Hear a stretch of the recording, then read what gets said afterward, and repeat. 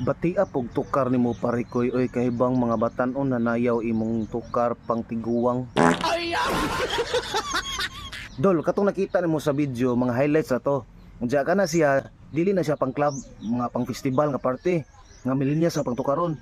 Diskural na siya, so naa mga batan-on mga tigulang, so dapat tagaan to higayon ng mga tigulang nga makasayaw po sila. Kaya nga lang magtukaran to mga pang millennials. So di sila ka-relate ana. Kaya sa kay tagon kung lulo kay kami magstorya. Lo, Ah, lo, dahil sa lo, nay basahan ro palihog lo. asan day? Nay komentaryo. Say pabasa gud. Nakasahan na. Ay ba? O kani, asa bali? Batia pog tukar ni mo pare koy oy kahibang mga batan-on na nayaw imong tukar pang tigulang. Hoy. Nang sa bari batani. Dong.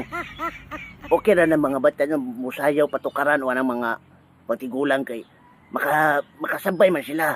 Diyan kami o ganang patukaran ng mga millennials, mga bago sama ng mga nopit sa alaw, mga bini. Dili mo makarelate na. Nang sa baring bataan, kabata ka pagtarong sa mong kinabuya. Basi ihiang ka na bahog anso ni tigulang.